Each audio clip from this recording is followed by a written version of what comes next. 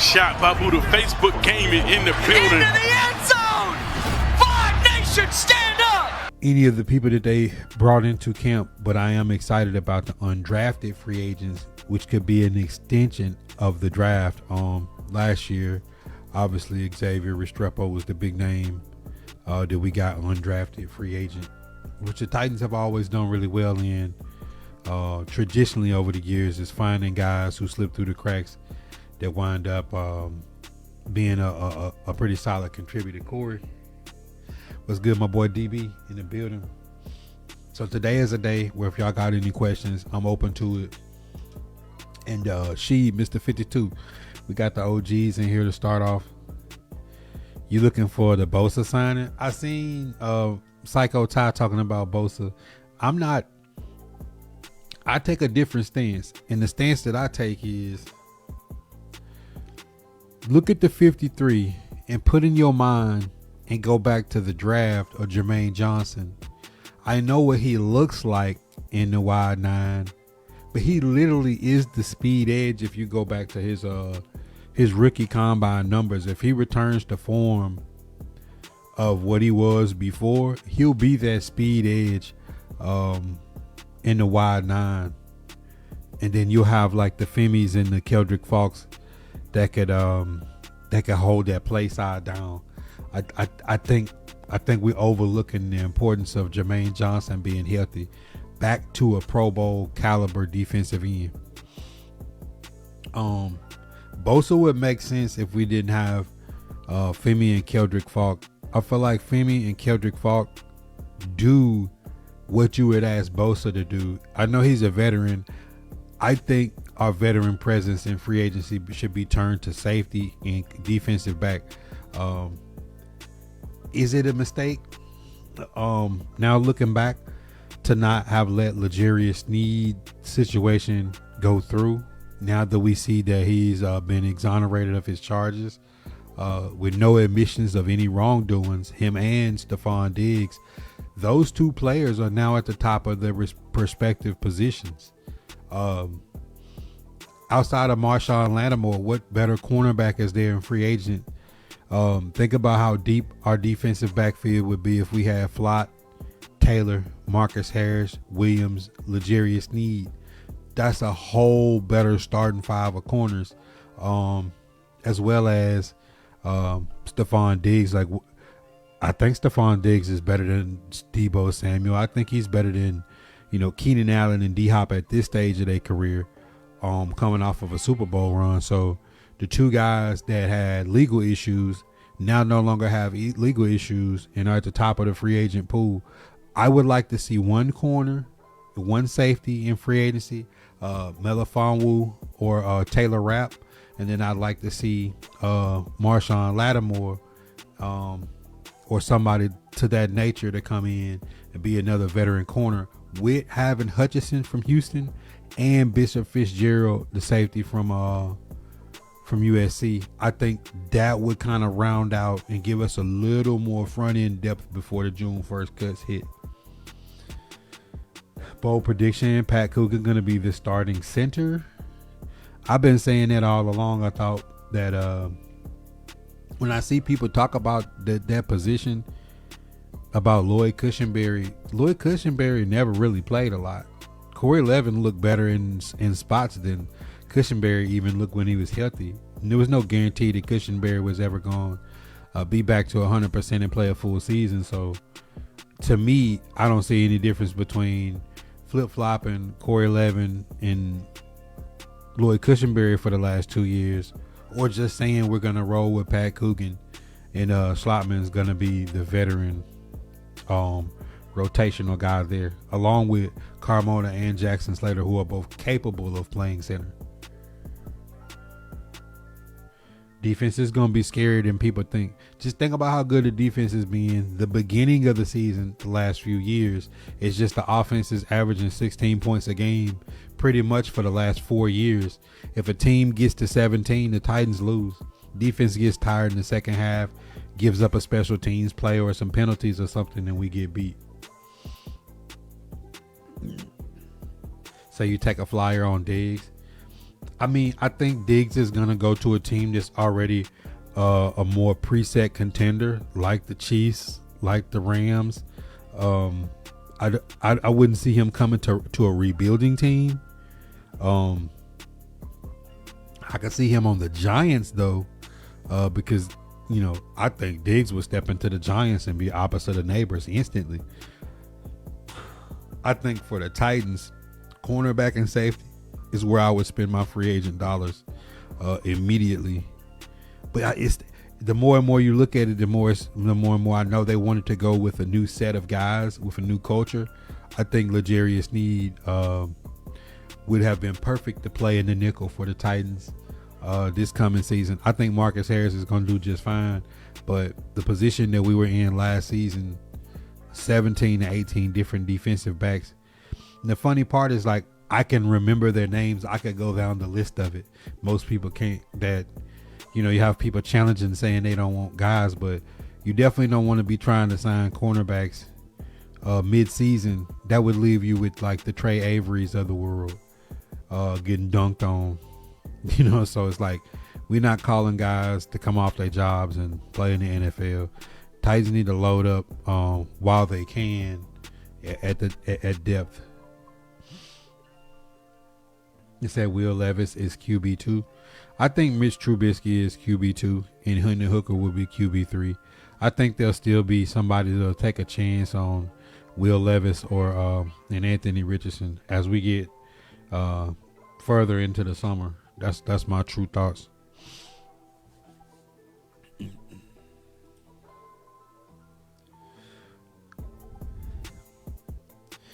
All right, so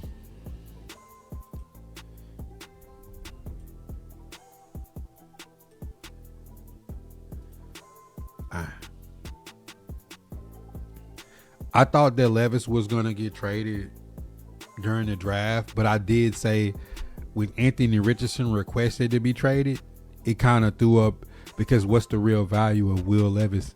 If the value of Will Levis is too high, somebody would just take a shot at Richardson. Mac Jones, obviously the 49ers valued him high. They wanted a first-round draft pick back for Mac Jones, and nobody took him up on that offer. And it's gonna be interesting to see. He's still on the Niners for $2.5 million this season. They are getting a steal at having Mac Jones as their second quarterback behind Brock Purdy. They've definitely got a great option at number 2.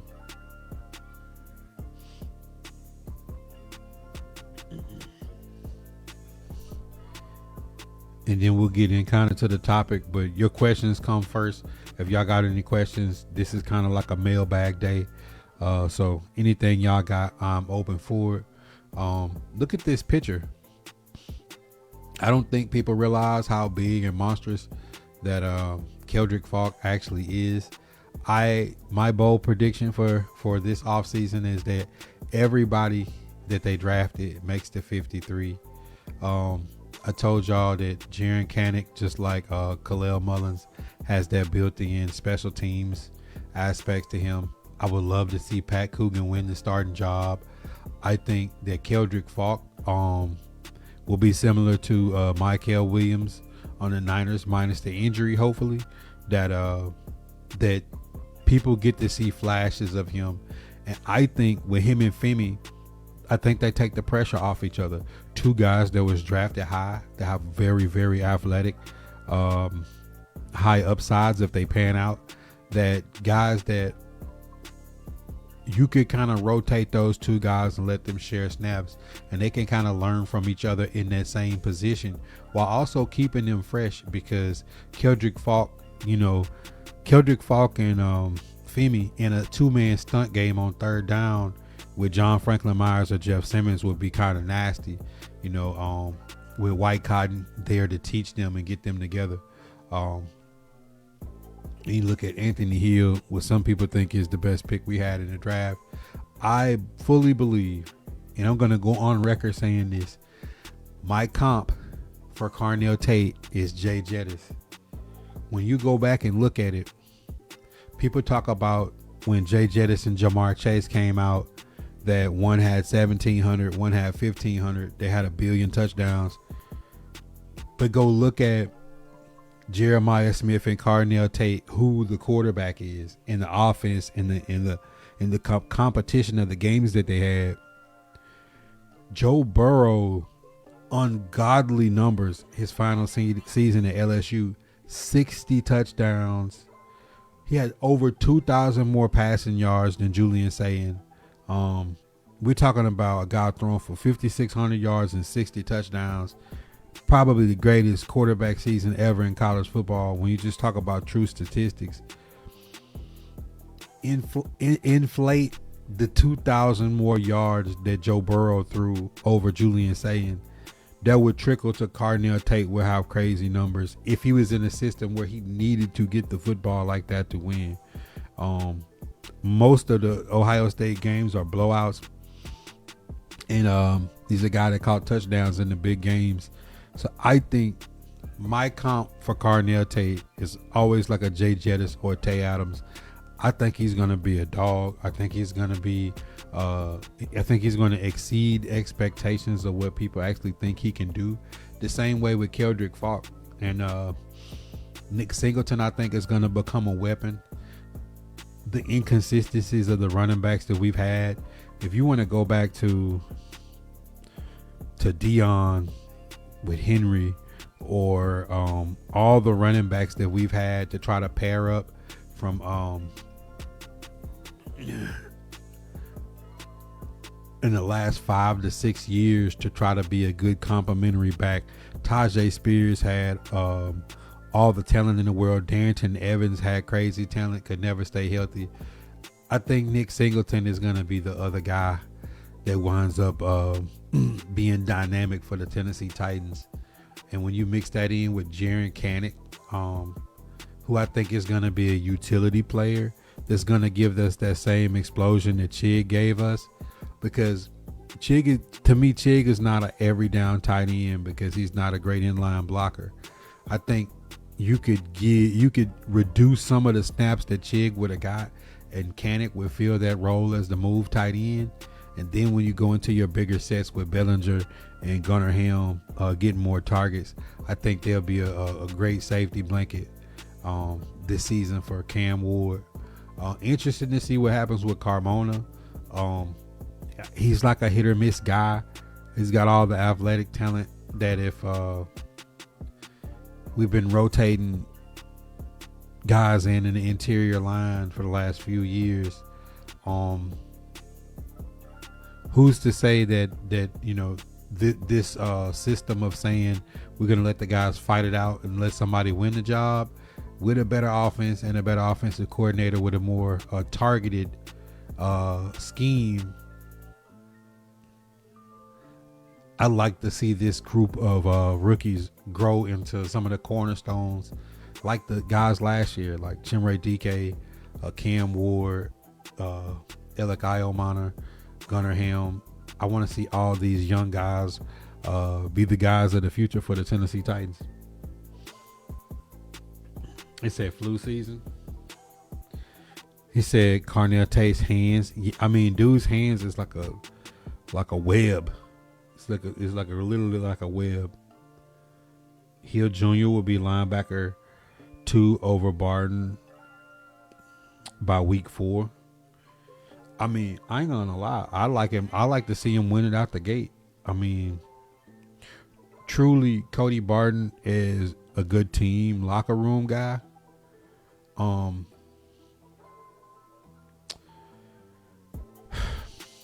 Cody Barton is not bad. He's pretty good in coverage. I just don't think he attacks downhill, you know, in the effect of tackling the way Cedric Gray did. But he's got a contract that I don't see them getting rid of, and he'd be solid depth. I'd love to see not these guys be put with the pressure of giving them the roles and trying to hold on to it. I like to see them just strictly outplay the people in front of them. It's been a while since the Titans have had a roster good enough to where there was true competition at positions that mattered. Now I feel like this is one of the first times in a long time that, like, who's going to get the snaps at running back with Tony Pollard, Tajay Spears, Nick Singleton, Khalil Mullins. Who's going to get the snaps? When you got Gunnar Helm, Bellinger, Jaron Kanek, DMR, Colin Granson. Like, you got a room where guys can fight for spots. Wide receiver, Carnell Tate, Calvin Ridley, Wandale, DK, Iomana, KJ Osborne. It's like Bryce Oliver, Restrepo. Like, you got a deeper. The rooms are getting a little bit deeper. D tackle, Jackie Slater is probably the one closest to the fence because of how deep we are at interior tackle, and we traded for a veteran to see if he can work his way into that 53. It's gonna be interesting when it gets down to the Jalen Harrells and the Jacob Martins, some of the guys that's towards the end of that edge room. James Williams, can he carve out a role for himself in Salah's defense as a rotational piece and a special teams guy who blocked the kick last year? It's gonna be interesting to see. Like, this is a year where we get to see people actually fight for positions that matter. I'd like to see Bishop Fitzgerald fight his way and fight Jared Reed out for that spot behind Monty. People feel like because Tony Adams knows Robert Saleh's scheme that he's kind of got that third safety role locked. I like to see them bring in a Taylor Rapp or a Melvin Fonwu and push more talent into these positions, because I feel like that's how a roster truly gets better, when you start having young guys that are challenging the old guys, but the old veteran guys are still fighting back. I feel like that's how you put a true roster together.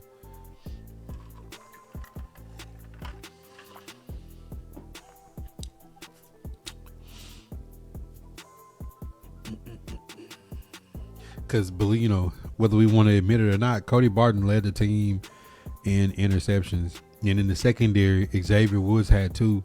Roger McCreary had 1. We ended the season with nobody on the roster in the secondary who have intercepted a pass. That is a big deal when linebackers and linemen are getting more interceptions than the defensive backs. One, it just means they're not consistently enough in position to make a play on the ball. Which that's a sad thing. That's a sad thing if we didn't consistently have safeties and corners in position with the season that Big Jeff had, that nobody was ever around to try to intercept the pass. Like, can y'all think of a game in the season where a Tennessee Titan defensive back like jumped a route and just dropped one? I can't even think of a situation where anybody jumped the route and even got their hands on the football. And then this is going back to what I was saying about Carnell Tate's numbers. Joe Burrow had 5,671 passing yards to Julian Saiyans 36-10. 60 touchdowns, 6 picks to 32 and 8. They both had 77% completion percentage. Joe Burrow had 368 rushing yards. Sayan had minus 44. Total 65 touchdowns for Burrow and 32 for Julian Sayin. So I feel like when you put that much more volume, that's why I say Carnell Tate, his comp to me is more of a Jay Jettis. Jay Jettis doesn't strike me as the guy that's like spinning, juking, making people miss. He's the guy that gets open, catches the football at the catch point, and then gets the yards after catch by always being an available open target. Body type, size, people weren't looking for Jay Jettis like that because to me, even Jamar Chase, they just smoothly run routes and catch the football. It's not the Tariq Hill gonna outrun you. It's not the guy that's gonna be juking, the Zay Flowers. The run after catch ability is literally get open, catch the football, contest the catch at the catch point. You could give him the ball. You could give them 10, 15 targets a game, and you're going to have a high percentage of completion. TJ, what's popping? Then on top of that, man, we went crazy We went crazy this off season. Between the draft and free agency, I thought this is back-to-back years where the Tennessee Titans put together a good roster as you're gonna see. But let me show y'all what I mean. And the doors is open, man. If y'all got any questions, man, shoot the questions through. But check this out though.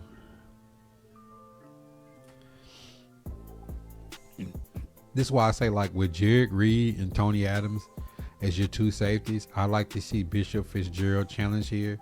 And like if they brought in Melon Fonwu or Taylor Rapp as another safety, that would like solidify the safety room.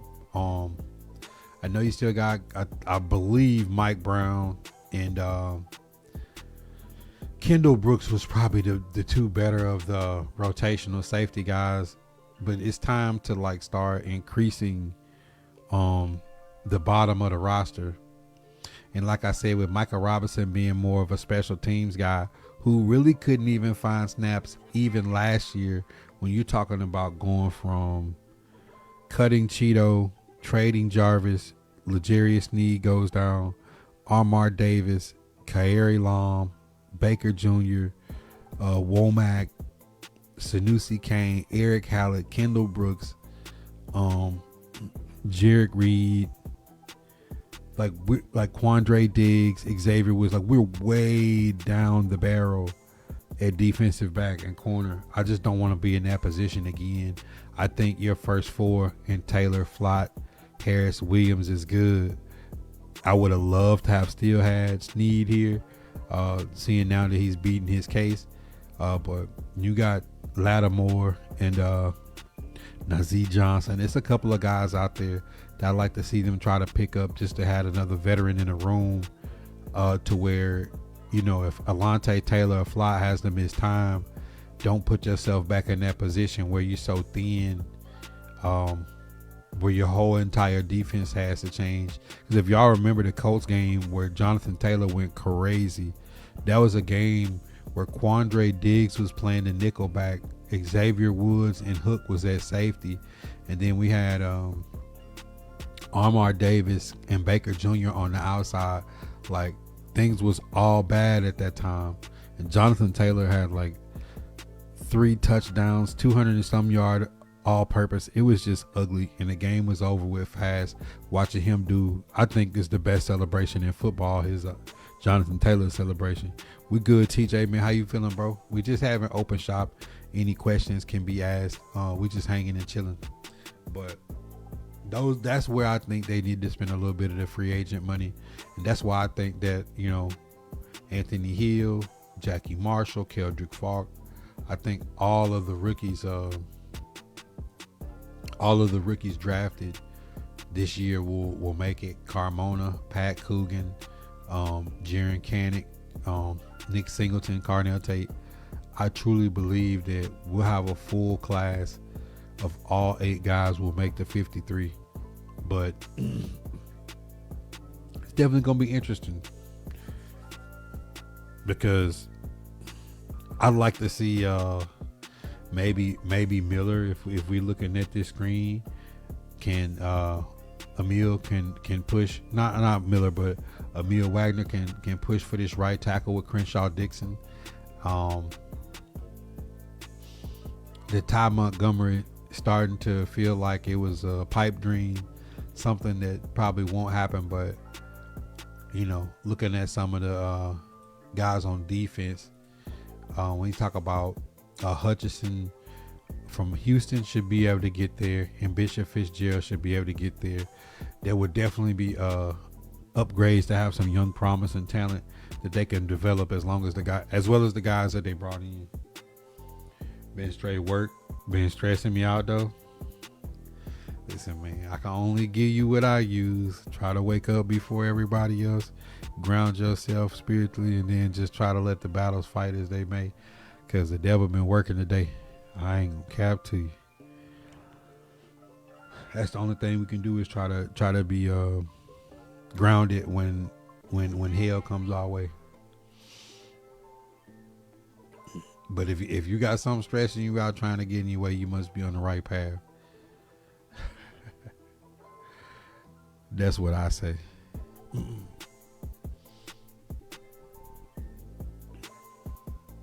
But those are my bold predictions. My bold prediction is this rookie class, from Carnell Tate, Keldrick Falk, Hill Jr., Carmona, Jackie Marshall, Pat Coogan, Nick Singleton, Jaren Kanak, and the ballhead mastermind, Robert Saleh. I think we'll have a full class that makes the roster. Joe Blacko was popping. I'm going to give y'all a little bit of time. Chronic fan, what up? Anybody got anything, questions y'all want to ask? Let me know. I know I've been on the other divisions and haven't just gave specific time to the Titans. But if y'all got any questions, man, shoot.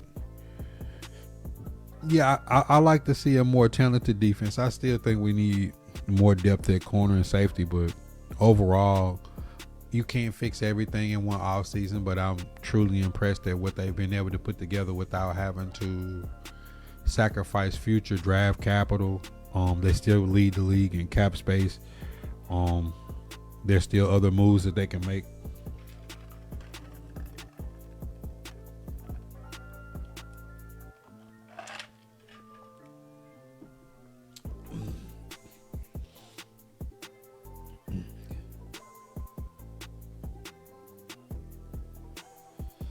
I'm more excited to see, can this offense be an offense that can score more than 16 points a game?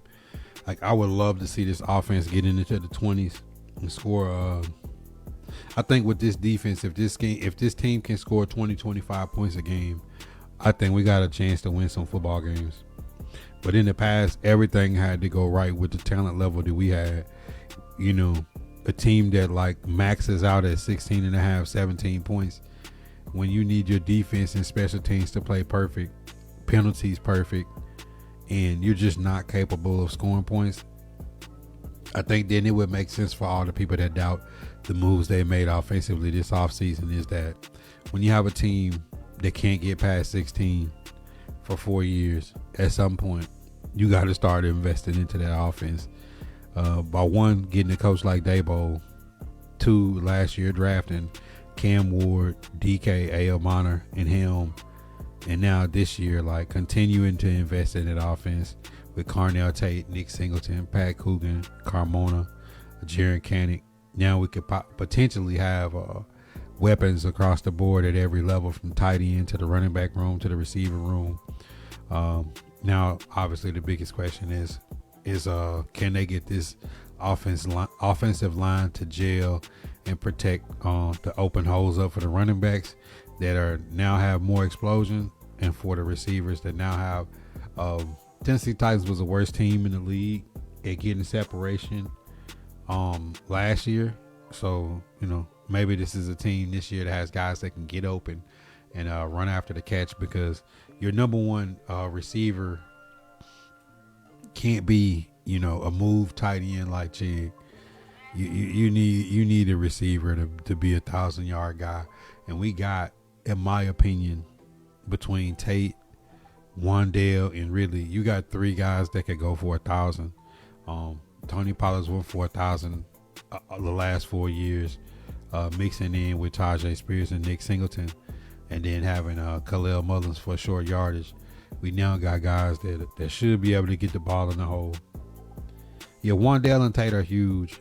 And then we still got time. I still think that we should go after Najee Harris. A lot of people disagree, but I think you got to give yourself as many options as possible. Yeah, the 17 points a game thing, and it's really 16 and a half.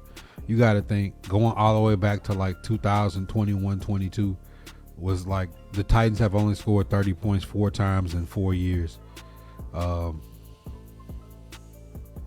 That's just not winning football.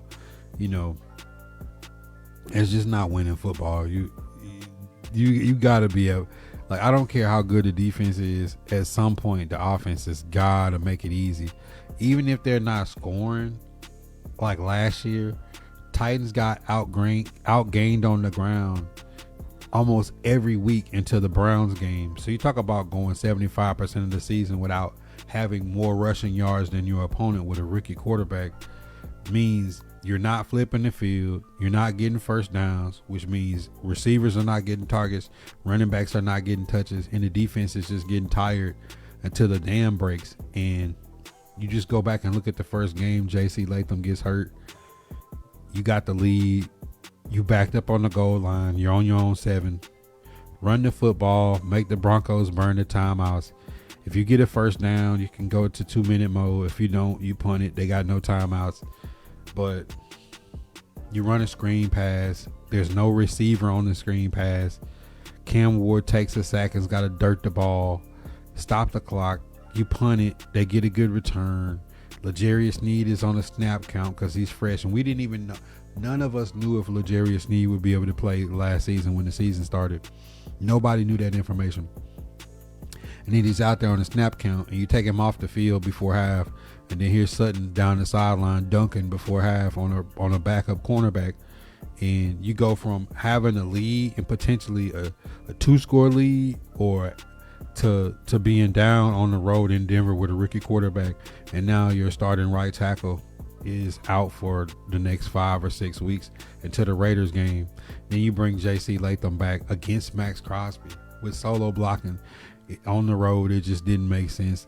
All of what they did last year, the defense had the lead in the Rams game, had the Texans shut down until second and 30 literally, when Nico Collins gets behind L'Jarius Sneed. Defense held them in the first part of the season until the dam broke, where you just need the offense to be able to put something on the board, even if it's a field goal, even if it's flipping the field and Tommy Townsend punting and getting the team inside their own 10 or own 20 and making them really work. You got arguably, let's just say one of the best return man in the league, a Pro Bowl return man, flipping the field and getting him to return the ball around midfield is dangerous.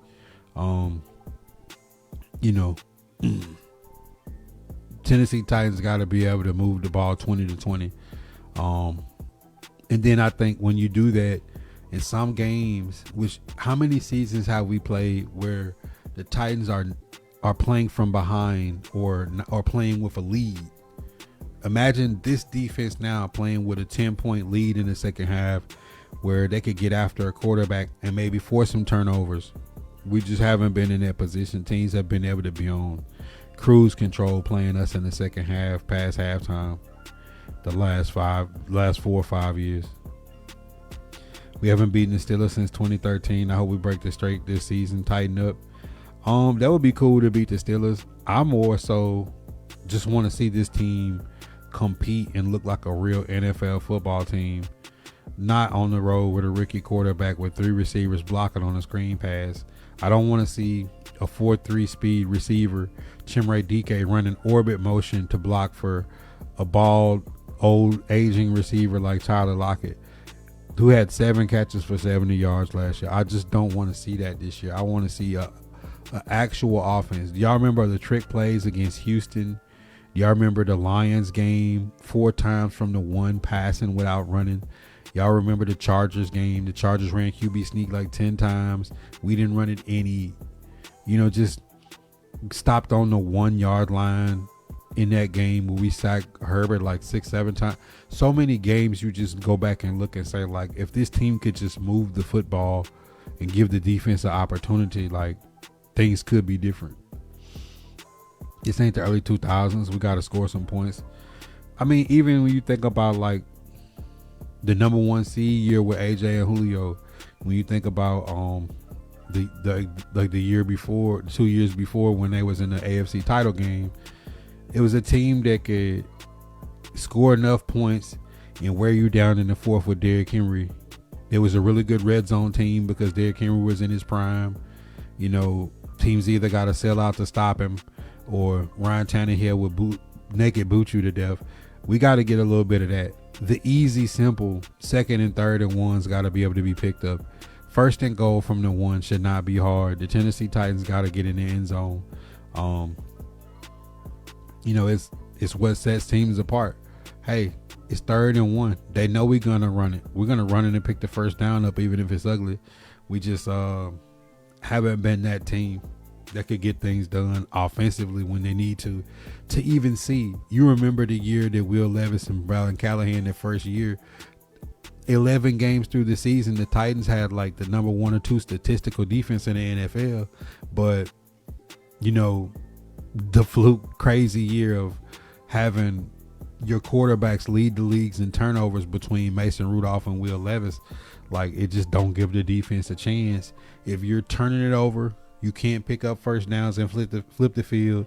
You can't on special teams get field goals or score in the red zone. You just put your defense in a position where they got to play perfect football too much. And like, that's what the Titans cannot put themselves in this year. They got too much talent. There's really no excuses for Cam Ward in the offense this year. I think JC, if you go back and watch the tape of the second half of last year, JC had a good year, but he came in 300 pounds with a 6-pack, and he got hurt that first game against the Broncos. I feel like they rushed him back because Callahan's knew that with the dad being the O-line coach and Brian Callahan being on the hot seat, they were just trying to get whatever they could get back to save their job. And I think they rushed JC back. I think Oli Udoh was playing good enough that you could have let JC fully heal. And when he came back, it took him to the second half of the season after the bye to where I think he was starting to trust his body more. And he played good down the stretch. Kevin said the Titans suck.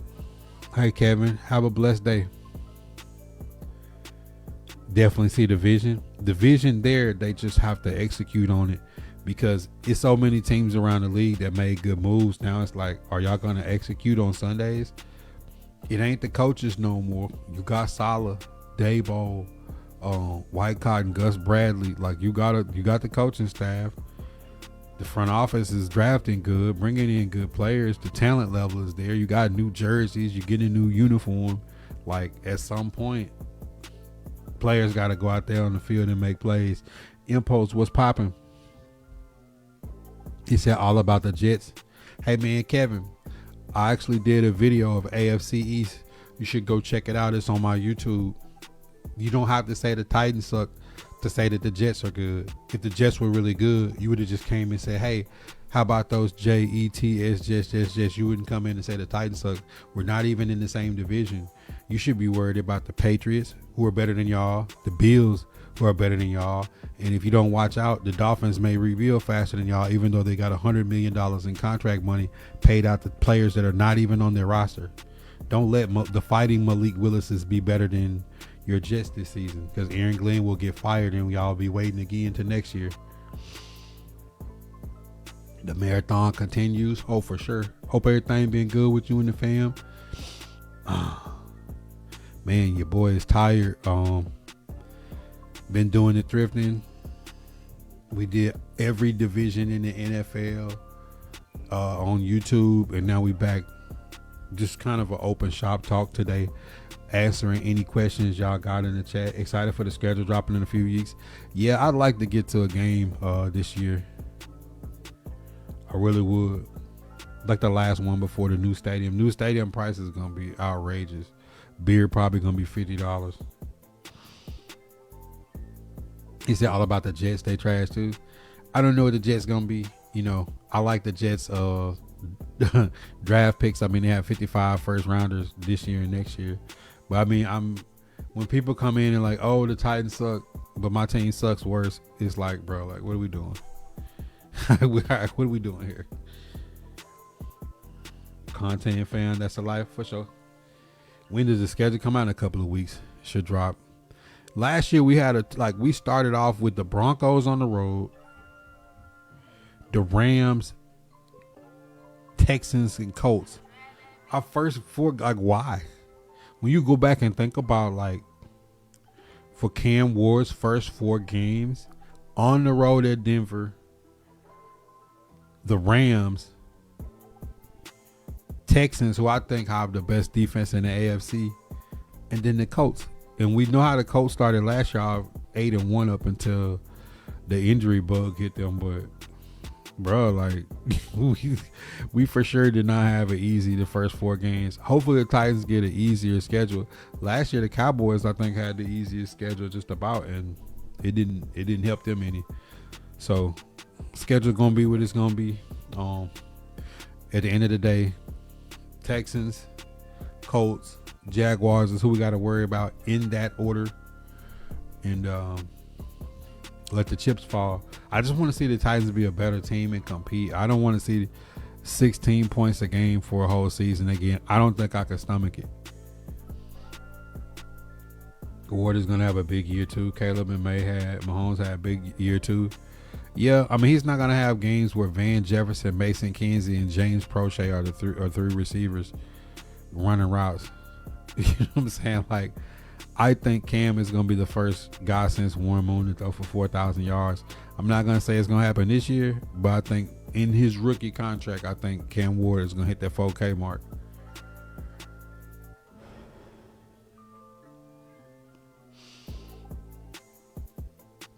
See, Kevin, how could you say that you're a Jets fan and you don't even know who the tight end?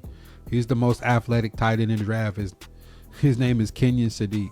How could you be a fan saying my team suck and you don't even know who you drafted with your first your first round draft picks, man? Tell me you don't know ball. Just say you don't know ball, bro. If you don't know Kenyon Sadiq's name. That tight end. I know our 7th round tight end is Jaren Kanak. It's like, come on, bro. KD was popping, man. Did you see the NFC North edition I did on YouTube, KD? It's like, I was so confused by y'all offseason. I didn't even really know what to think. I just think that if Kyler Murray wins the battle, Jay Jettis will get force-fed the ball this year at least. I'm new here in Fan Strand during the draft. Thanks for the info. Bro, I was a competitive gamer for years. Still compete, but it's not like the forefront of my content. Every off season, when Madden slows down, I always like put more emphasis on other content. Obviously, the football content to me now is more impactful, and I get more energy and joy out of my football content than I do playing games at this stage of my content life right now, how I feel. In my thrifting and reselling content, I enjoy doing that as much as anything. So I appreciate having y'all here. My content has always been about the shop, about y'all voices, my voice, my opinion, somebody that connects and is relatable, because I'm not one of those people that do content and try to make myself smarter than the audience. I like to hear what y'all say. I like when y'all disagree. I like to hear what y'all think about y'all teams and the things that we talk about, and we get to challenge each other here with no hard feelings. You know what I'm saying? We got thick skin in the shop. So, you know, I appreciate being able to go live on Facebook, Kick, YouTube, and Twitch every day and drop content and have y'all like mirror it back. He said he can say they suck though. He never won anything. 4K is a modern passing offense. We need the evolution. Just think, Warren Moon class of 78 was the last time a Tennessee Titan Oiler quarterback had 4,000 yards passing. Not even Mac 9 had 4,000 even on the MVP year. It seemed like 4K should be easy. You know, when you think about having AJ Brown and Julio on the field at the same time, and you know Calvin Ridley and D Hop, you just think of the duos we've had, but yet and still we've never had a 4,000 yard passer. I think Cam Ward will be the first one. Say I want more from Oregon in the draft next year. That's what they said last year. You remember last year when we got Cam Ward, and they said next year the quarterbacks, and then next year the quarterbacks was worse. Better hurt K. Klubnik turn into something. What's up with it? My brother I haven't tapped in yet, but I'll check it out. Yes, on YouTube. I did it. I did every division: AFC South, NFC South, AFC East, NFC East, AFC North, NFC North, AFC West, NFC West, in that order. So when I got to y'all division, it was crazy because it was like y'all got a weird division, NFC North. Are we making a Super Bowl appearance with Cam? It's on a rookie contract. That's a stretch. Usually by year like 3 or 4, the roster's built out where you got a real shot. But I'm not thinking Super Bowl right now. I'm just thinking, can we score more than 16.5 points per game? Can we develop some talent in Femi and Keldrick Falk? You know what I'm saying? Can we put some depth in the secondary where we're not playing 18 different defensive backs, where the first snap of the game you have a safety? Shout out to Kendall Brooks, who was working at Pizza Hut and is now trying to tackle George Kittle for the first play of the game, because you have 3 safeties go down and you're on your 18th defensive back playing. That I need to see that before I even talk about AFC South. Less known AFC. You know, it's like, I know the Patriots and the Bears made crazy flips last year, and Jaden Daniels rookie season going to the NFC title game, but don't put that type of pressure. As good as Jaden Daniels is and as great a run they had, look how bad they are now. They're the bottom feeder in the NFC East, the Commanders, and they have put nothing around Jaden Daniels. The roster has effectively gotten worse every season since they went to the NFC title game, and Cliff Kingsbury is not there. Breeze was throwing up 5K in his sleep in New Orleans. Man, people don't know, when they get over with, when you look at Drew Brees statistically, Drew Brees is right behind, like, the only person. He won't get mentioned like the Elways and the Montanas and the Peyton Mannings, but Drew Brees statistically is like second, with less talent and smaller.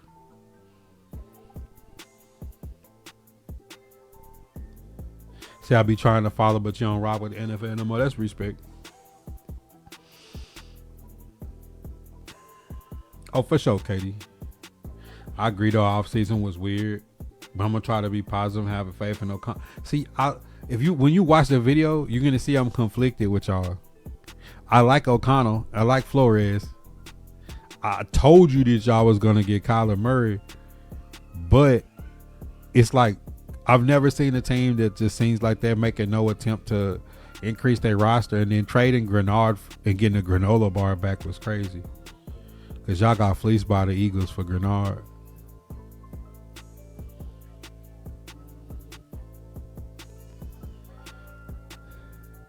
Packers, can they stay healthy? Bears, can they continue to reload now that people don't look at them as like a bottom feeder that just happen to be good? Can they develop their young talent? The Detroit Lions, like, as they window closed, they got all those first round picks from Matt Stafford all those years, but now it just seems like they've kind of hit a wall where, like, going from a play away from the Super Bowl, being up 17 on the Niners, to like not even making the playoffs, seem like the Lions window is closing. Cam was always first. I was in a cap here, and then I just didn't like y'all draft. I didn't like y'all draft, but maybe Flores and O'Connell know better than I do.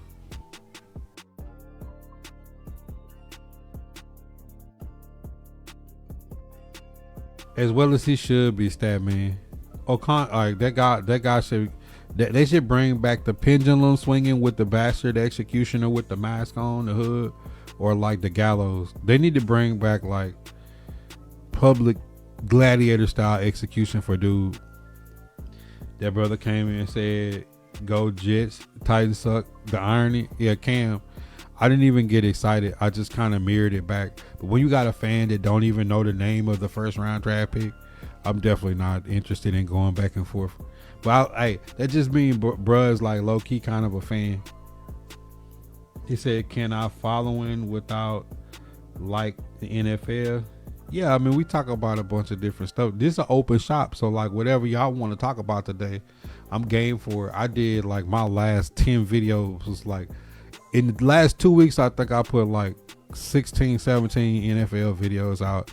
I was pumping like 2 a day out, but I was just trying to get through the post draft because it's like the last time that we'll get fresh content before everything about the NFL will be people going to jail, domestic violence and shit. Cam, I told him have a blessed day. It ain't my fault that I know the Jets roster better than his. So that's the thing. People come after me like they're normal content creators that follow a team. I know about most teams. I'm not a Titan homer. If the Titans do something stupid, like Titans had 3-14 record in back-to-back seasons, like how am I gonna say the Titans don't suck? You know what I'm saying? Like, but the Jets picked before the Titans, and Aaron Glenn is gonna get the Wendell Pierce, Gerard Mayo treatment anyways, and they're gonna be trying to go after Arch Manning with them 3 first-round picks. So it's like, man, you need to be in a position to just be quiet right now. You got Geno Smith and Cade Klubnik over there this year. but pipe it down, bro. Because I be tagging fan bases. Fan bases be tight one. Because I be so honest. Like, bro, you can tell me the Titans suck. Like, tell me something I don't know. I'm literally asking, is Cam Ward going to be the first 4,000-yard passer in Titans franchise history? And somebody's just telling me that we suck. Like, bro, okay, we get it. What do I see? The Patriots? It's interesting. When I did AFC East, I expect the Buffalo Bills to be the Bills. I expect the Patriots to try and reload. But for the Patriots and the Seahawks got a little bit better. But the Patriots, Mike Vrabel and this Diana Rossini thing has to be bad karma. They're trying to replace their edge rushers because they let Caleb Von Chason go. It's going to be interesting if they make the trade for A.J. Brown. If they make the trade for A.J. Brown with Romeo Doubs, Keyshawn Boutte, Pop Douglas, it sounds different. If they don't get A.J. Brown, can you bring the same team back and make the run when you seen the Broncos go get Jalen Waddle? All the other heavy hitters, you know, the Chiefs getting K9 and going crazy on defense in the draft. You know, when you look at the other teams that are like the Texans went crazy this offseason. It's tough if you look at the Patriots and say, if they get A.J. Brown, you can see it, but it's going to be a lot of pressure for them to be good this year. Going from a team that was a 4-win team back-to-back years to going to the Super Bowl and getting smoked to trying to rebuild that camaraderie without adding nothing really major. Like, they had a decent offseason, but nothing that made me feel like seeing Jalen Waddle go to the Broncos, like, oh, snap. You know, like Mekhi Lemon to the Eagles. You know, seeing Christian Kirk and Mike Evans go to the Niners. You see some of the teams that were competitors, like, really get some smoke. You know, like Cowboys added a lot to their defense. You know, some of the teams that are going to compete. I mean, I expect the Patriots to be a solid football team, but to have the season they had last year, it's going to be hard to recreate. Remember how the Vikings was with Sam Darnold and Danny Dimes to being a team that was like around 500? I don't expect that far of a fall, but like it's going to be hard to say they're going to be a team that, you know, wins, you know, 14, 15 games or something like that. Let me teach you how to vibe. Definitely a playoff team, though. Unless Mike Vrabel and this Rossini thing, which I don't think is getting enough media clicks, is the only thing that could go off the rails. I didn't love the draft at all, but I know Flores like scheme guys. It looked like y'all went in the trenches.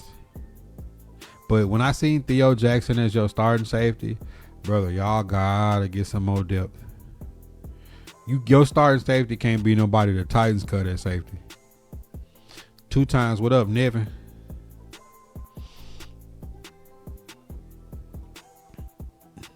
I feel like we had one of the hardest schedules in the league last year. Shit.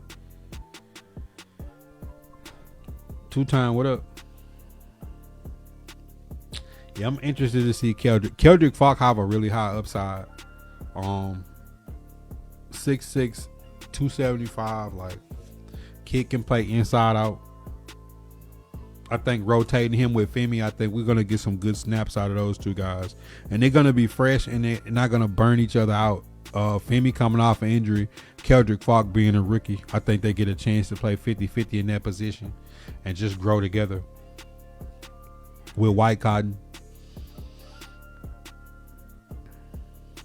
What would I grade the wide receiver room now with the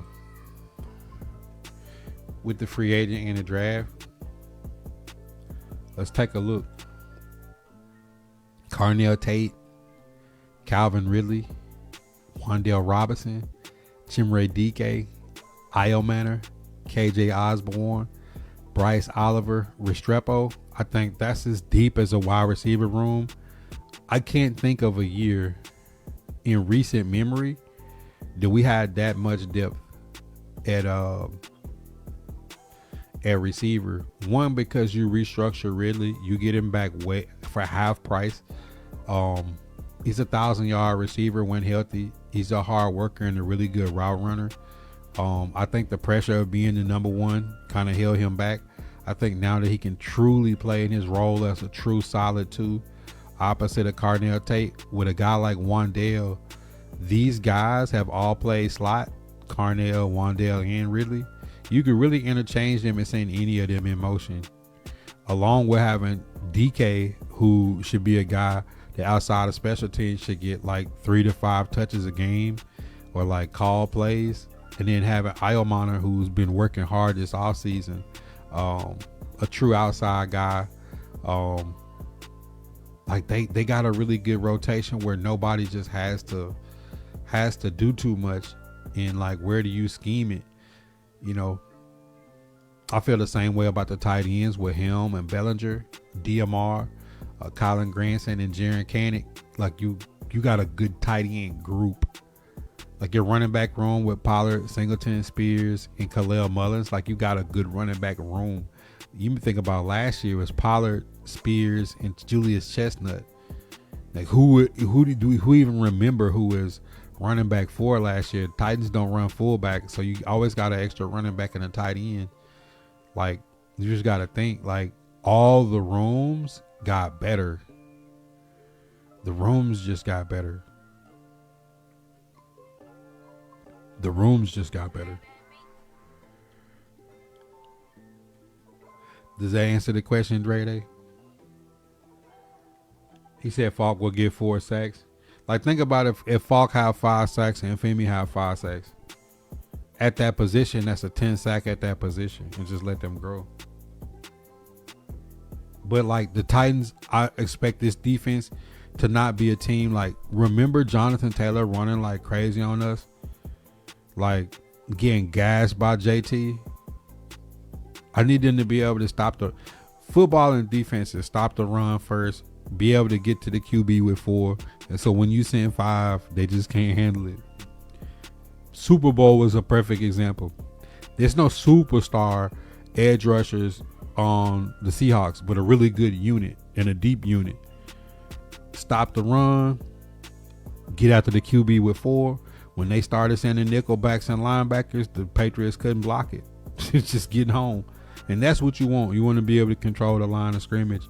And by being that wide 9 and having big nickels, you know, if you get into a situation where Tony Adams is playing back deep or Bishop Fitzgerald is playing back deep with Monty, and you could put Kevin Winston in the box on early downs, like just think about the different rotations that you could throw out there. Like you could confuse the offense by saying, I'm going to put Jeffrey Simmons or Franklin Myers on the edge and then bring in Keldrick Falk, you know what I'm saying? Like, and put him at tackle and run a 2-man game on both sides with Cedric Gray and Anthony Hill at linebacker hovering close to the line of scrimmage with Winston Jr. pressed up. Like, you know, that could be smothering for an offense. Emmett Ward was able to do that for the Seahawks and like have a safety at the line of scrimmage with Ernest Jones and the guys they had up front is just like a way to pressure and confuse. So am I going to change on Madden and get out of the dollar and start running nickel now that the Titans have a nickel team? Like maybe I need to start playing Madden a little bit and learn the nickel. Outside of just like overstoring bread. High floor. How many wins would you expect? I'm gonna go with the floor and say like this Titan team need at least like 6 or 7 wins. If they play 500 football and competitive, I'm happy. I'll be through the moon if this team win 10 games. You can't get caught up in seeing the Patriots and the Bears win their division after games of being at the bottom. You have to just say like, let's just get the 500 football. Let's get to scoring 20-something points a game. Let's not have the wrong ball before halftime and throw away points. Let's run the ball and run the clock out on the road against the Broncos. Let's not give up 3rd down and 32 against the Texans in a field goal back and forth game. You know what I'm saying? Like all these different things that when you watch the Titans, the end of the Jaguars half, like getting a penalty and giving up points after missing a field goal because you got a penalty on a dead ball after a timeout. Like no coaching blunders like we've had. You know, don't be like the Chargers and the Lions, 1st and goal from the 1 and don't score. Stuff like that is like, I just need to see them be an actual NFL football team. They do look loaded. They just need some depth, a little bit more depth in the secondary. League Twitch, what up? All right, one more little topic that, you know, while y'all asking questions, I want to throw this one out there. What y'all think about the Meg Thee Stallion and Klay Thompson shit? Listen, I watched Cameron. I watched a bunch of different people. Stephen B was popping. I watched a lot of different podcasts on what people thought about it. Like, it's some ridiculous stuff out there. You know, like the girl saying that nobody knew who Klay Thompson was. Like, Klay fumbled her. Like, you hear whack 100 stories. You know, definitely a funny situation. Please, they have to finish the second half.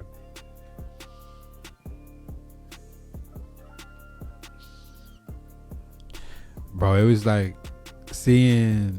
hearing like women's opinions on the situation and guys' opinions. It's like,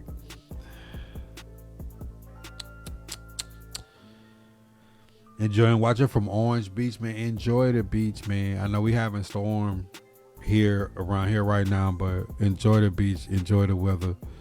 The beach is not crowded right now. You can get some good food down there, get some sun. The water's so peaceful, man. Hey, Michael B, get up if you get a chance and wake up before everybody and go just stand out there and soak it up before everybody wake up. Oh man, it's so peaceful.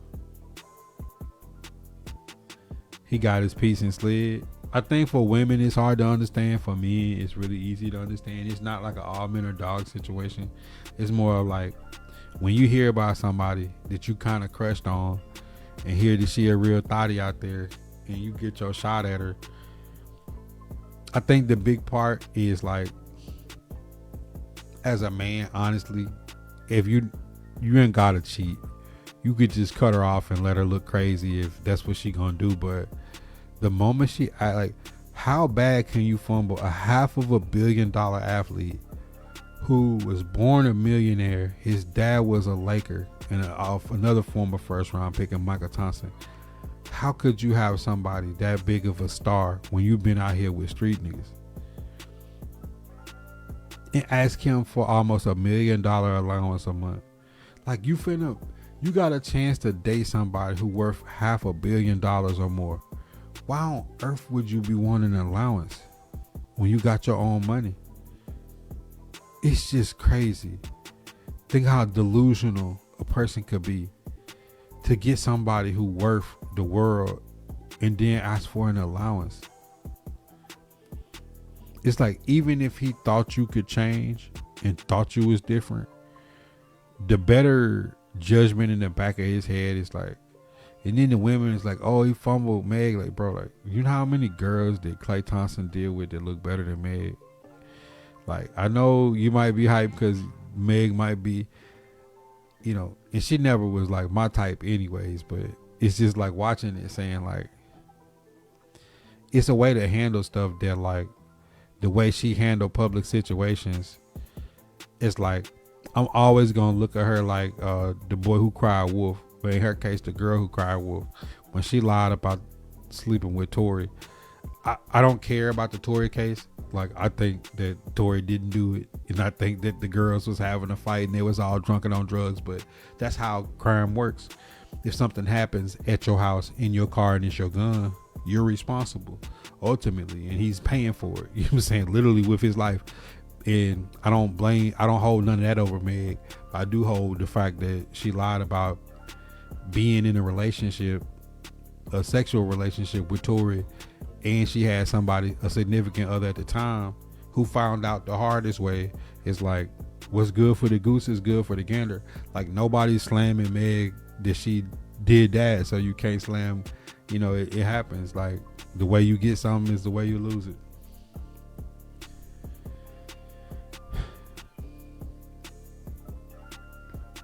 It got the eyes getting low. Now I'm really trying to, like, see when I be like mad or something, like, I just try to remain super calm. So that's what this is me trying to calm myself now. Trey Day. I always wake up around 4. Those hours before anybody gets up with your own thoughts, and meditation is priceless.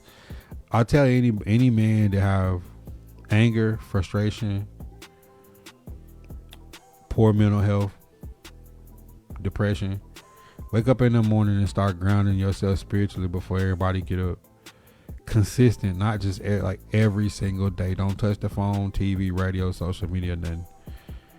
Don't talk to nobody. Just get up, a little sip of water, use the bathroom, splash some water in your face, and just enjoy that peace and quiet, bro.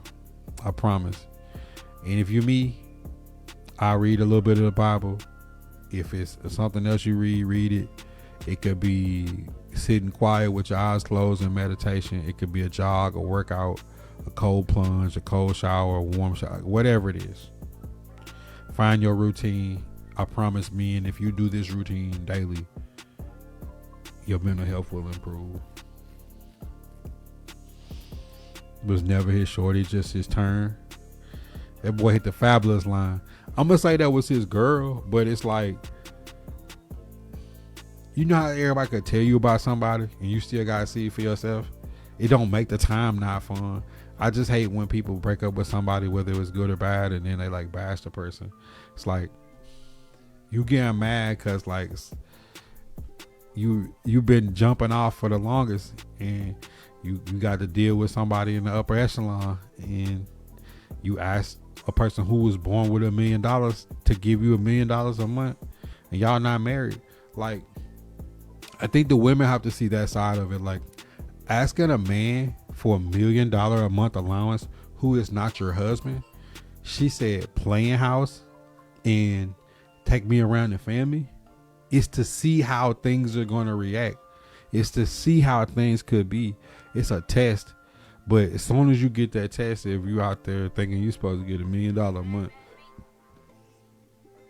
allowance, like, and you're not married, like, bro, you're smoking. Like, what is wrong with this?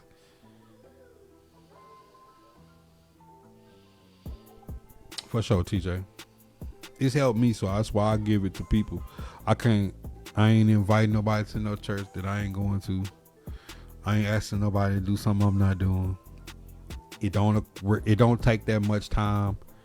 It's just a short piece of your day that you can get that'll give you so much later in the day that, like, and what it'll start having you do to getting up earlier than everybody else. You start making more use of your time in the mornings too. That's something the old people do. That you gotta watch old people. Old people been living longer and have more life experience and understand, like, you could get a lot missing in the day. that I wake up before everybody now. It's like I get so much done before like 9-10 o'clock that like sometimes I have a complete day before 10 o'clock. Rick was popping. You like think about it, like Sundays I wake up, meditate, do all that, like package my stuff for eBay, get my daughter ready for school, fix her stuff, get it together, get her going, and then I'm already up and moving. Like I'm not sluggish. I'm already on an early start. I get so much stuff done that like a lot of times even before I come live, I've been in like cut the grass, I've been and went for a jog, worked out, I've been to FedEx and the post office, all the little stuff I need to do, and it'd be like 1 o'clock. Then it'd be like, boom, I'm gonna come on and stream. I've been on here in the shop talk with y'all for an hour and 15 minutes, hour and 13 minutes. It's not even 6 o'clock yet. So it's still a lot left in the day, where if you get behind in the day and mentally you let stuff wear you out, you'll be able to get a lot more done. And I told y'all that was my number one goal this year, regardless of who pissed me off, regardless of what go wrong, regardless of what demon is in my way for the day. I got to get the most out of the day, because if you don't get the most out of the day, all the things wind up just being a distraction. The goal is to get done what you need to get done for the day and get the most out of your time. It don't matter who arguing with you. It don't matter who disagreeing with you. It don't matter who trying to stop you from doing what. Do what you need to do. And then like at least you won't say like that crazy thing that happened today stop me from getting done what I need to get done.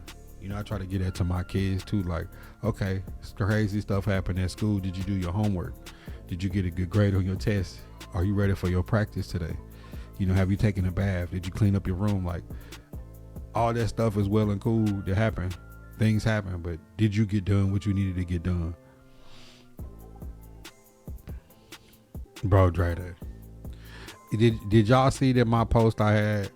I'm gonna make a reel about this, because I don't think I got enough attention with this post, because I think, you know, sometimes people don't be wanting to really dive into some of this stuff, because I'm more like I'm worried about Epstein or this fake war we having and stuff like that. But boom, chat in the booth, man.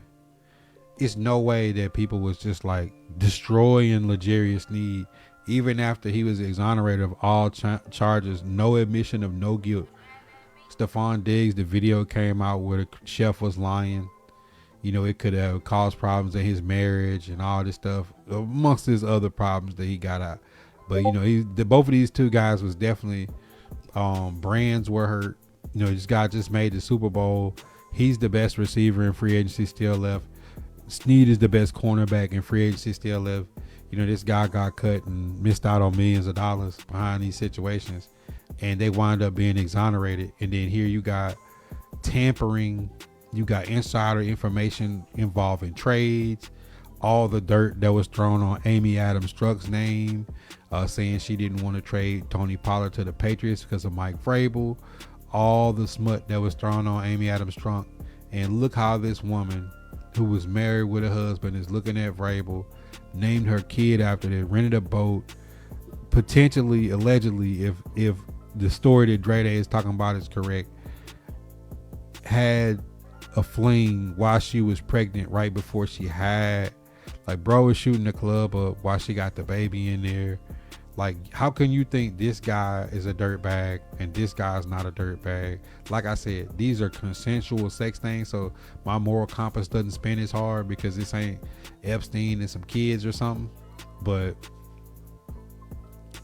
this is just crazy that this story gets less smoke than these two guys' story. And now, how much, and y'all remember I had that power, like, how much of a person's brand, if you're an athlete, entertainer or creator or influencer, or public figure, that have a story come out about you, all the people that even if you proven innocent in a court of law will still not apologize to you, not take back the things that they say, because if they already don't like you, they don't like you. They're gonna say bad things about you and believe that L'Jarius Sneed still was part of this drive-by, even if he's exonerated with no charges, even that the girl was caught lying on the stand, that that Diggs is, did whatever they said, even if it's evidence saying that he didn't do it, and this videotape saying he didn't do it, that people will still feel the way they feel about him, and the people that still like Vrabel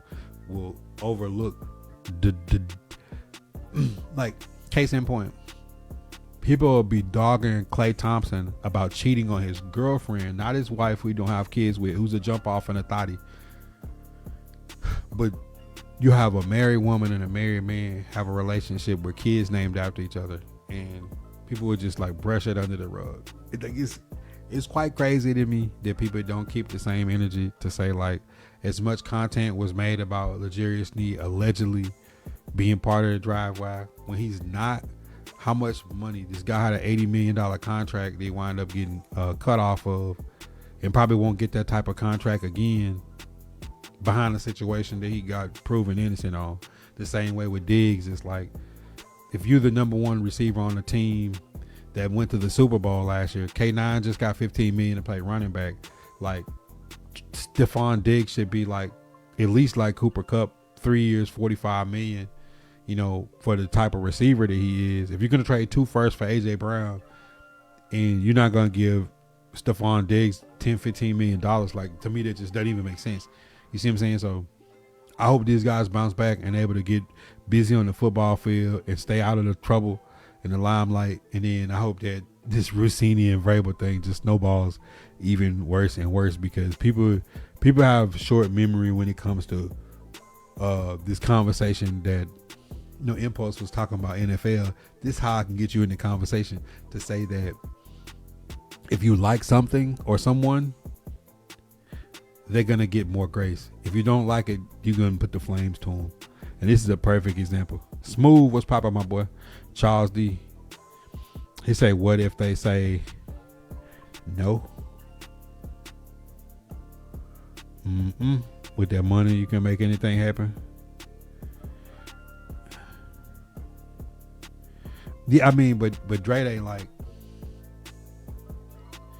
him getting fired was more of a mutual thing, that he wanted more power in the front office. You see what I'm saying?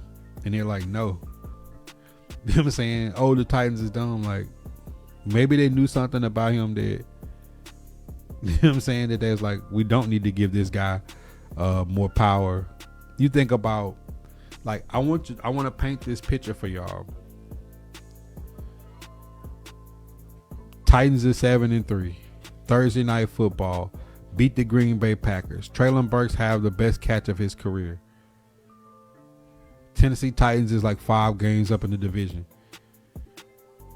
Run on first downing. Todd Downing gets a DUI.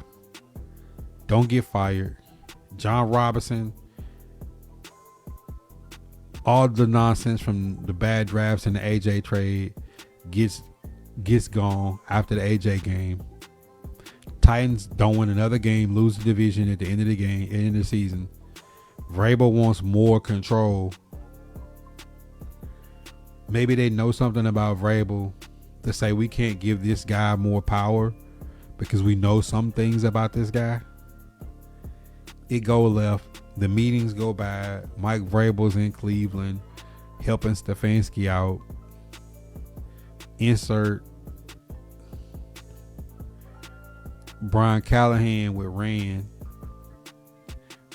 Rand goes. Brinker steps in. Now Callahan goes. Then we got Bergonzi.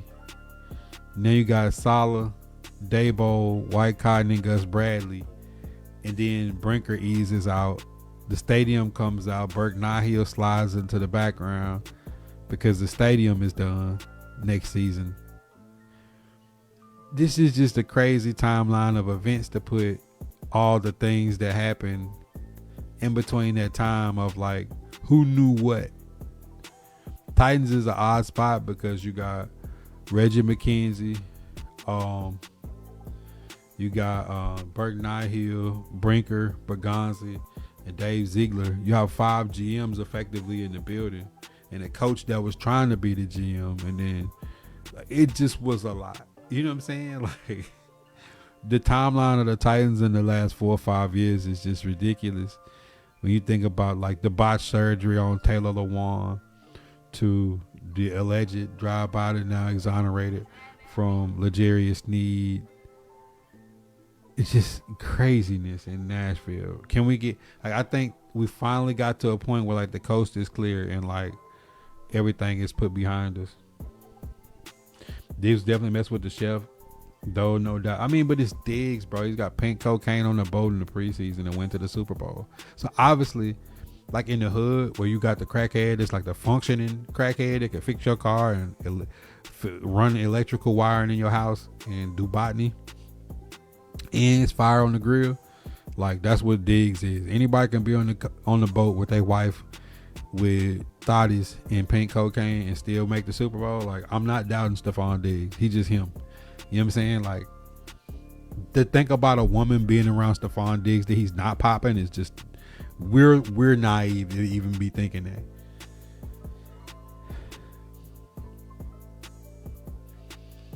He said with that money you can make anything happen. How you feel about WWE on ESPN breaking Kafe?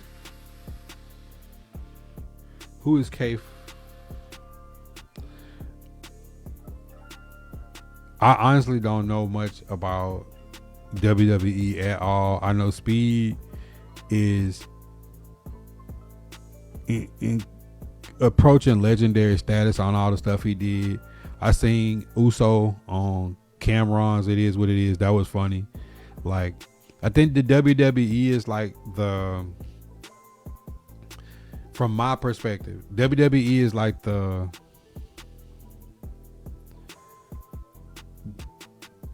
Fortnite of entertainment, which they just do a good job of like being a part of whatever's fresh and new and hot. They do a good job of that, like Fortnite. That's what I see about WWE. WWE's marketing plans and how they stay connected to like everything that's new and fresh is I like that about WWE. I think more sports. I think the NBA and the NFL, MLB, Major League Soccer, global FIFA, everything needs to tap into what WWE does. Like they know how to they know how to put themselves around the new things that people are interested in. Not some 60-year-old in a suit saying, I think people would like this. Like, nah, WWE definitely have like people that understand culture who are running the show. What team you think Sneed will be on? That's an interesting question.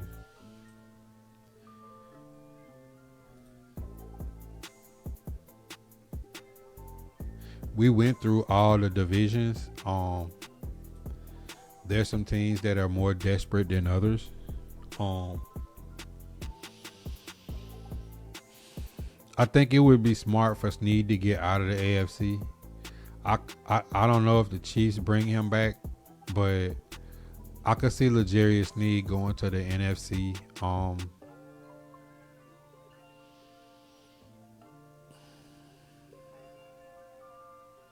Detroit Lions would not be a bad fit. And reason why I say that is when you look at their defense, Brian Branch, Joseph, and Terrion Arnold all got hurt to end the year last year. A team like that, or the Commanders or somebody, would be a team in the NFC that I can see L'Jarius Sneed making a move to. Vikings, like a team like that, you know. And I think he's gonna be better suited to come into it. I think anybody that came in the Titans the last few years had a lot of pressure as a veteran to come in and be like the leader in the room and control things. If you could just put Sneed in a spot where he could just not worry about being the leader in the room and just playing football, I think he'd be straight. I think he'll be happy to put all this behind him too, because he haven't got a lot of miles on him. How many games did he play in Nashville? Oh, KT, please don't say the Eagles. Oh no. Would you want us to get Joey Bosa and Fred? No. I told y'all who I wanted in free agency. and I'm standing on that. I think Keldrick Falk and Femi gonna rotate at that position. Jermaine Johnson gonna be on the other side. I don't think we personally should be after Bosa. I think we should be after a safety or a cornerback, a veteran. And when you look at the available players in those positions on Spotrac, to be fair, we really should have slow played Snead, because I think he's the best corner still on the free agent market. Especially when you think about age and skill set. He's under 30. I think Melon Fonwu or Taylor Rapp or even maybe Mike Edwards from the Chiefs would be a good guy to add in with Bishop Fitzgerald, Tony Adams, and Jared Reed as a backup safety. And then at cornerback, I think, the best cornerbacks that are left, I think L'Jarius Sneed's at the top of that list, along with Marshawn Lattimore, who's just a little bit older than him. Maybe Nazeeh Johnson, Jeff Okudah. If not, these pools are very thin. And we played 17 different defensive backs last season. I'd rather have more depth at defensive back than trying to get Bosa. I don't think Bosa changes anything. I think he just takes reps away from. Look at the defense. Look at the defense this way. I'm about to pull it up so y'all could have a visual representation of what the defense is looking like. So y'all can have a true understanding of what I mean. Like,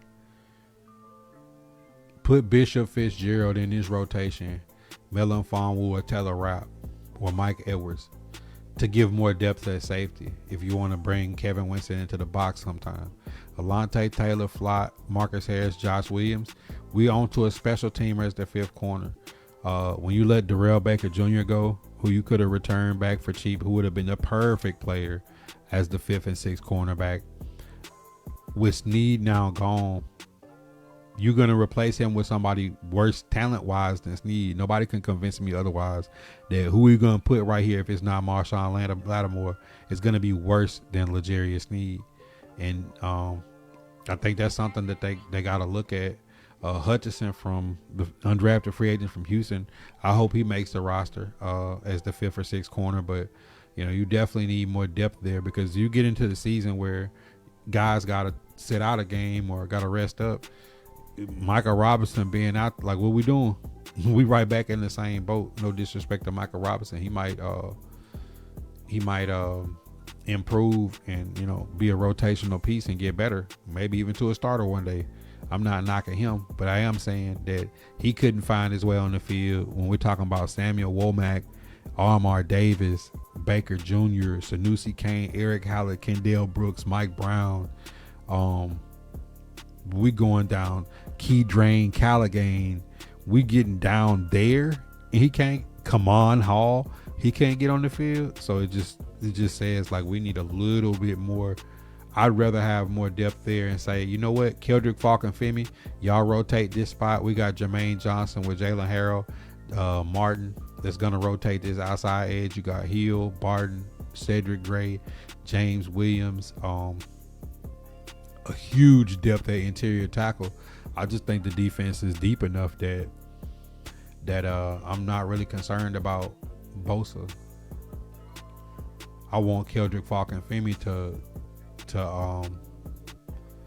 get more reps and let them just split time with each other so they can stay fresh and heal up and be ready. Because Keldrick Falk ain't gonna be able to play a 17 game season without getting tired, and Femi coming off an injury, you don't want to push him too hard and re-injure himself. So letting these two guys rotate would be good rather than thinking about Bosa. I would rather spend my time on bringing in Lattimore or another corner, veteran corner, or having Melon Fonwu or Taylor Rapp or Edwards as another rotational safety than spending on Bosa. Just my personal thoughts, though. He didn't want to be here. Says who, though?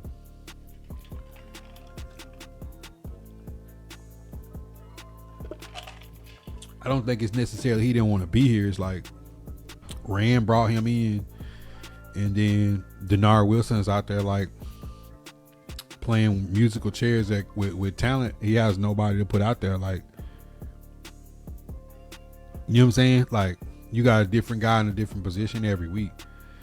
Imagine if L'Jarius Sneed was truly playing nickel. And you had Alontae Taylor, Cordell Flott, and Sneed was playing the nickel with Marcus Harris and Josh Williams. That just sounds like a better rotation. Sneed as a nickel is nasty. When those corners like Jalen Ramsey, Sneed, Slay, when them guys get Pat Pete, when them guys get older and you could put them in a nickel safety role. Charles Woodson was a master of it. When you could put those guys in that role where they ain't got to play outside and chase the young 4-2 speed receivers, like Sneed is a physical corner. That's what I'm saying. Like, for $2 million, you let Darrell Baker Jr. go, who would have been a solid backup and a good team guy. He definitely represents the personality of what you want in the locker room. You let him go for $2 million, then you cut Sneed, he wins the case, and then you're going to replace Darrell Baker and Sneed with somebody worse than both of those guys. That's how he was with Tyler Lockett. You paid $4 million for Tyler Lockett and brought Van Jefferson in when you didn't want to give $3 million to NWI. NWI is way better than Tyler Lockett and Van Jefferson for the Titans in what he was doing for us. He's an undrafted guy. Sometimes people get caught up in the star player. No, the guy who's cornerback 5th or 6th or safety 4 or 5 is where you can afford to spend $2-3 million to get a quality guy that if you need him for a couple games.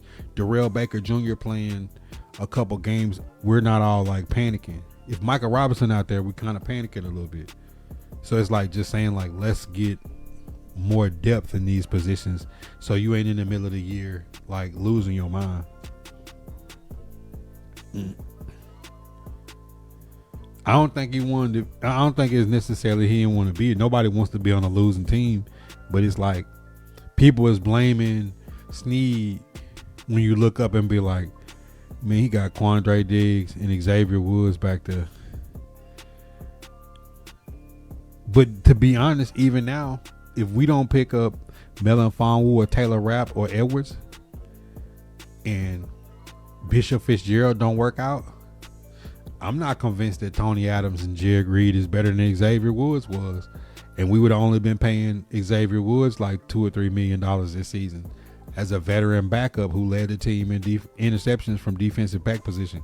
That's all I'm saying is, like, sometimes I think they jumped the gun where you was like your quality depth guy without you having nothing to replace him. You may have moved on a little too soon when it comes to Xavier Woods, L'Jarius Sneed, and Darrell Baker Jr. He said Keydrane Callaghan gonna be a beast at corner this way. I hope he is, bro. I hope he is. I'm not no troll. That's why I say, like, these are grown men who are more athletic than I ever would be. Michael Robinson, Keydrane Callaghan, all those guys. I named Armar Davis. You know what I'm saying? But I'm saying, like, the floor of the Titans roster has to get better. You can't have 18 different defensive backs play this year. And the thing about it is, like, NWI is like $3 million. You gave Tyler Lockett $4 million for 7 catches for 70 yards. Man, it's 2 times. Chill, bro. Chill. Oh, Trey Avery was barbecue chicken. He was barbecue chicken. But to be fair, why is Trey Avery guarding Michael Pittman Jr. on the goal line in overtime? That's a front office thing. There's no reason for Trey Avery to be on Michael Pittman Jr. on the last play of the game in overtime. I just always had a feeling that we had good depth rotational guys that they let go, and when they try to replace them, it's always somebody worse. So I'm saying, like, letting Sneed go prematurely, Darrell Baker Jr., NWI, it's a few people the last few years I'm like, I think we got back worse trying to replace them. Xavier Woods might be the same thing. We might have Tony Adams and Jared Reed. Hopefully Bishop Fitzgerald, like, pans out and makes a 53. Because if not, you can be like, did our backup safeties get worse than last year? And rapid 20-minute streams. But see, that was for a reason. I wanted to chop that content up and just put it out, and it could just rock out all summer. Locker went to a worse 10, right? So you wind up spending like $6 million on Van Jefferson. Van Jefferson was a solid pro though. But Van Jefferson and Lockett, you paid $6 million. We could have paid $3 million. And NWI would have did what both of them could have did. And you would have just had Restrepo playing instead of Mason Kinsey. You know, sometimes I just think of stuff like that. Like the people that fight me on wanting to have Najee Harris be a rotational running back for $2.5 million is crazy. Dude had 1,000 yards the first 4 seasons of his career. He played 15 snaps last year and got hurt. Like he's younger. He's like 2 years younger than Tony Pollard. He played with Dabo, Alabama. And I'm like, we all know Spears not gonna make it through a whole season. I hope he do because I love Spears. Tony Pollard's on his last year. They've been running him on the dirt. He only got $2 million guaranteed in a $9 million contract. Last year, our third running back was Julius Chestnut. Nobody could even tell me who the fourth running back was. Now, you know, instead of wanting to like spend $2.5 million, why wouldn't they load up?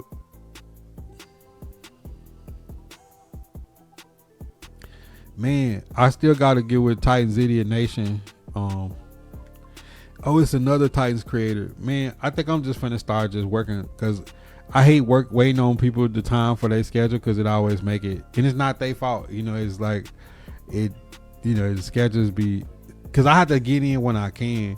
So it's like me setting the schedule is like one of the hardest things on earth for me to give somebody a time because I kind of just get in when I can. That's why when y'all see me get in, it's super random because when I got time to get in, I get in. Like right now, my child is in there yelling. You probably hear it coming through the door and the mic.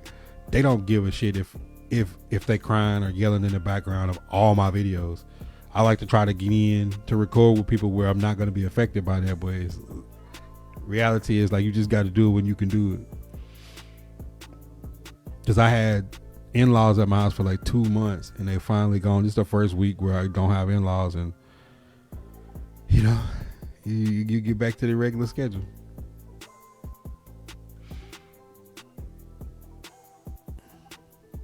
Man, bro, it throw your attention span off. You be like mid topic and then somebody like right outside the door. Like, if my youngest is kind of wild, nobody can even contain her. I can't contain her like at times. So I ain't tripping. It's just I know better. Like I know, like, bro, if she get to doing too much, like sometimes you can't do nothing. There's nothing you could do about it.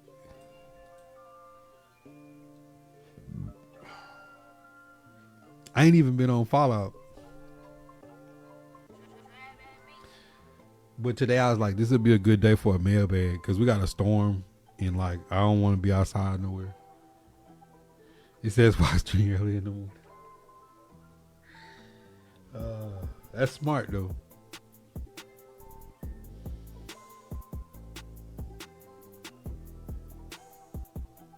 Russell Wilson and Jets offer. Geno Smith, Russell Wilson, and Cade Klubnik. Yeah, Aaron Glenn gone.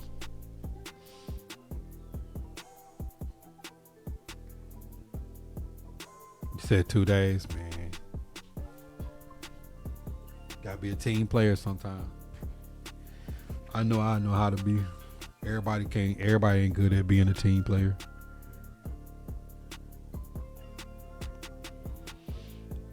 They both be back in school next year. Ooh-wee.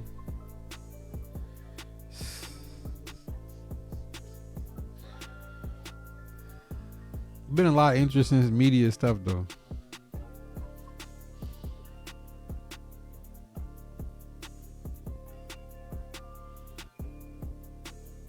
Like Dre Day.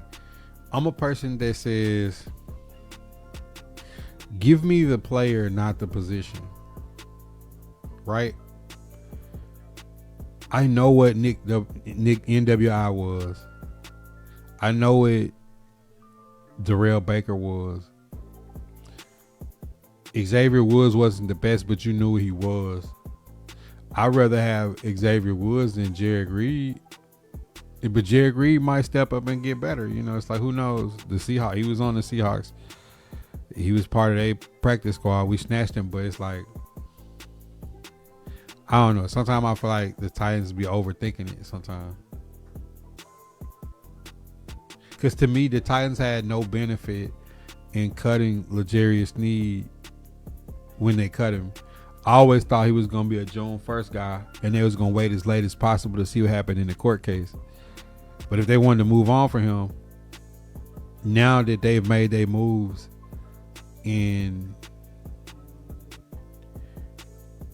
they don't have a 5th or 6th cornerback better than Sneed or Baker Jr., it's just like, you know what I'm saying? Like we're going to put ourselves right. We like do a whole bunch of work to get back in the same position. It makes no sense. Where the Jets fans at? Oh, you talking about Buddy? I mean, you could get the job done with Geno and Russ, but I don't see bringing Russ in if you got Geno. See, the whole smart part was the Raiders are paying for Geno, and you get Geno for a year, and then you could see what Cade Klubnik got, like the Saints did, or like the Giants did. Run Geno out there, and then at the bye week, okay, Klubnik. If it don't work, scrap it. Go get Arch Manning or Dante Moore or Trinidad Chambliss next year. If you're doing it this way, like, can you really get to see Cade Klubnik, Geno, or Russ? If you bring a Russ, like Russ probably starts above Geno, but like, why did you even get Geno in? And why did you draft Cade Klubnik in the 3rd? Like, that's why I had the Jets, and the Jets fans was kind of tight that I didn't have them at the top of the AFC East, because they do stuff like this. It's like they do counterproductive things. Like the Browns had 2 good drafts in a row and then turn around and then name Deshaun Watson QB1. Like, what are you doing? Like, some of these teams is just like, I'm convinced they don't want to win.